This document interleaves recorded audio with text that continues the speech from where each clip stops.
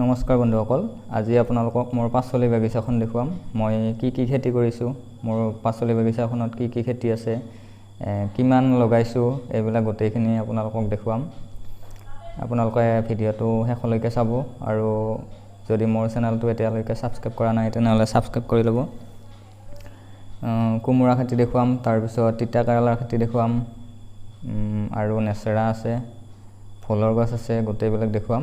আপোনালোকে চাই থাকক। আহকচোন ভিডিঅ'টো আৰম্ভ কৰোঁ।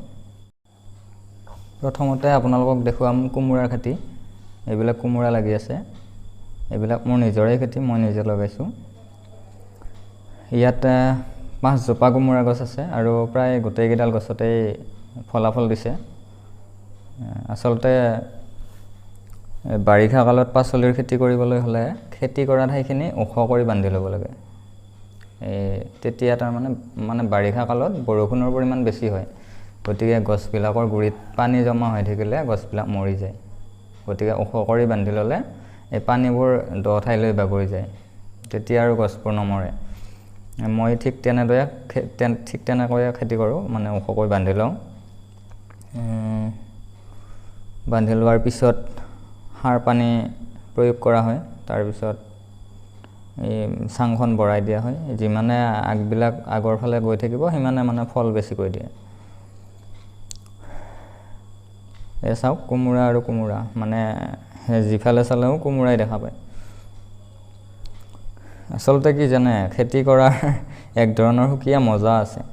আজি যোৱা 5 বছৰ ধৰি মই এনেদৰে খেতি বাতিৰ লগতেই জড়িত হৈ আছোঁ। ৰাসায়নিক সাৰৰ পৰিৱৰ্তে মই জৈৱিক সাৰ বেছিকৈ প্ৰয়োগ কৰোঁ। কোমোৰা গছবিলাকৰ গুৰিত কেঁচু সাৰ আৰু গোবৰ প্ৰয়োগ কৰিছোঁ। তাৰ ফলতেই কোমোৰাৰ উৎপাদন ভাল হৈছে। আৰু এইবিলাক কোমোৰা ধুনীয়া, স্বাস্থ্য বঢ়িয়া, মানে গ্ৰাহকে পচন্দ কৰে। এতিয়ালৈ বিক্ৰী কৰি আছোঁ বজাৰত 30 টকা এপিছত, কেতিয়াবা 40 টকাও পায়। তাৰপিছত পাইকাৰী ৰেটটো কম বাৰু, অলপ পাইকাৰী নিলে অলপ কমাই দিয়ে। আপোনালোকে ভিডিঅ'টো শেষলৈ চাই থাকিব। ইয়াৰ পিছত মই তিতা কেৰেলাৰ খেতি দেখুৱাম। তাৰপিছত তিতা কেৰেলাটো উন্নত জাতৰ হয়, ডাঙৰ দীঘল, বহুত ডাঙৰ দীঘল হৈছে। নেচেৰা খেতি দেখুৱাম আৰু নেচেৰাৰ পিছত আছে মোৰ ফুলৰ গছ ৰুইছিলোঁ, মানে লাগিছে আৰু এতিয়া লাগিব ধৰিছে। তাৰপিছত এইবিলাক কোমোৰা। আপোনালোকে ভিডিঅ'টো এটা লাইক কৰি দিব যদি ভাল লাগিছে, আৰু মোৰ চেনেলটো যদি এতিয়ালৈকে ছাবস্ক্ৰাইব কৰা নাই তেনেহ'লে ছাবস্ক্ৰাইব এটা কৰি ল'ব। আৰু মই এনেকুৱা ভিডিঅ'বিলাকেই দিওঁ, খেতি বাতি, পশুপালন, মীন পালন, এইবিলাক ভিডিঅ' দিওঁ। এইবিলাক কোমোৰা চাওক, আপোনালোকেও খেতি কৰক, কোমোৰা লগাওক, বিক্ৰী কৰক, ইনকাম কৰক, উপাৰ্জন কৰক। অন্ততঃ বেছি নহ'লেও আপোনালোকৰ কিছু পৰিমাণে আপোনালোকে সকাহ পাব ইয়াৰ পৰা, যিটো উৎপাদন পায়। ঘৰখনৰ কাৰণে যথেষ্ট সকাহ হ'ব। আৰু ময়ো এনেকৈ নিজৰ হাত খৰচটোৰ লগতে ঘৰখনৰ ইটো সিটো বস্তু আনিব পাৰোঁ এইবিলাক বিক্ৰী কৰি। এইবিলাক কোমোৰা, ঠাইতে কোমোৰা লাগি আছে। এইবিলাক মানে ভিডিঅ'টো কৰিয়ে ভাল লাগিছে। এইবিলাক এইফালে এইবিলাক তিতা কেৰেলা, এইটো উন্নত জাতৰ তিতা কেৰেলা। এইবিলাক বহুত ডাঙৰ দীঘল হৈছে। অৱশ্যে সাৰ পানী ঠিকমতে প্ৰয়োগ কৰিছোঁ, সেইবাবেও অলপ ডাঙৰ হৈছে। আৰু ইয়াৰ জাতটোও ডাঙৰ। মানে এটা সৰু জাতৰ আছে, সেই সৰু জাতটো মই অনা নাই। সৰু জাতৰ খেতি এতিয়ালৈকে কৰি পোৱা নাই। এইটো জাতৰে খেতি কৰি আহিছোঁ মই, আজি 2 বছৰমান আগৰ পৰা কৰিছোঁ। ফলাফল ভাল পাইছোঁ, সেইকাৰণে এইবাৰো এইটোৱে লগাইছোঁ। আৰু আজিকালি গাঁও অঞ্চলত মানে তিতা কেৰেলাৰ খেতি কম পৰিমাণে কৰা দেখা যায়। হয়তো সুবিধাৰে অভাৱ নেকি, গম নাপাওঁ, কিন্তু গাঁৱত বহুত কমকৈ কৰা হয়। আৰু চৰ চাপৰি অঞ্চলত বেছিকৈ কৰে বাৰু, তাতে খেতি কৰা মাটিৰ পৰিমাণ বেছি, সুবিধা আছে। আৰু বিভিন্ন ধৰণৰ ঔষধি গুণ আছে এই তিতা কেৰেলাৰ। আৰু এই গছবিলাক মানে বহুদিন জীয়াই থাকে, বহুদিনলৈকে থাকে। 6 মাহ 7 মাহমান থাকেই, মানে গছ নমৰে। মই যোৱাবাৰ খেতি কৰিছিলোঁ, মানে প্ৰায় এবছৰমানলৈকে আছে গছবিলাক নমৰাকৈ আৰু ফল নন ষ্টপ ফল দিয়েই থাকে।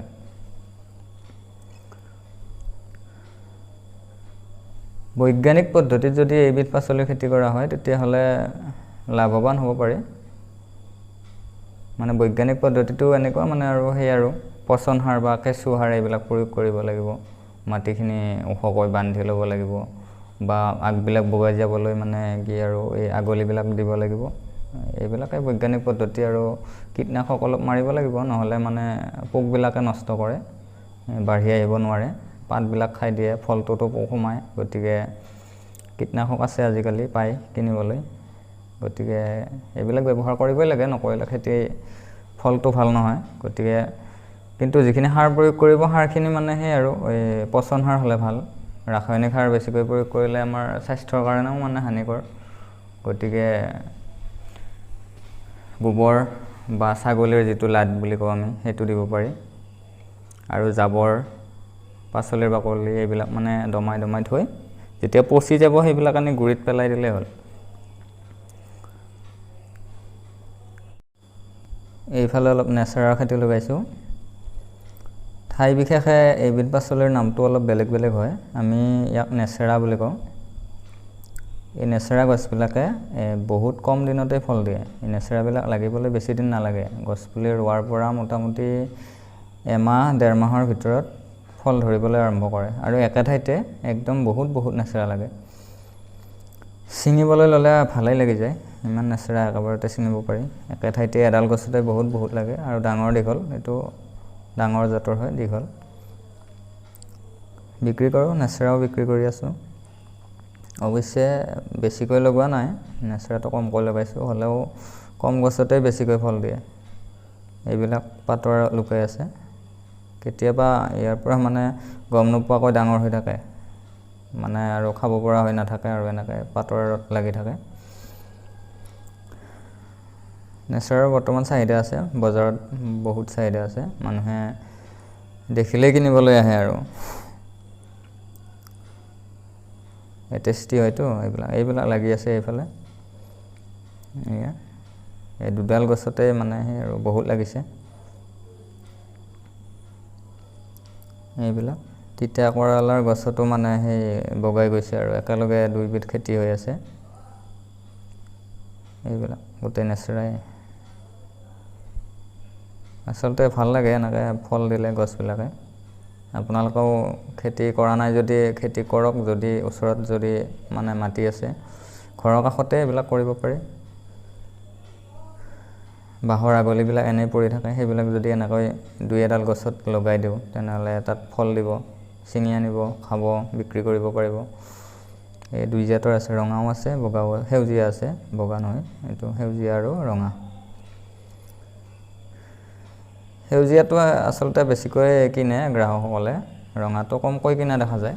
মই 2বিধৰে খেতি কৰিছোঁ, আৰু 2বিধ বিক্ৰী কৰিবলৈ নিলে মানে সেই আৰু সেউজীয়াটো বেছিকৈ মানে বিক্ৰী বিচাৰে। আৰু এইবিলাক গোটেই নেচেৰা।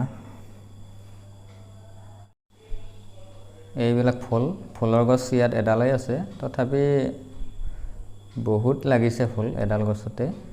এইবিলাক এইটো একে ঠাইতে এইবিলাক 4টা, 5টা, 6টা এনেকুৱা লাগিছে এডাল গছতে, যথেষ্ট ফল দিয়ে। ভোল, জিকা এইবিলাকেও ফল দিয়ে, আৰু এয়া এনেকুৱা লাগি আছে। ভোল বিক্ৰী কৰি আছোঁ, কিলো 40 টকা 50 টকা এনেকৈ।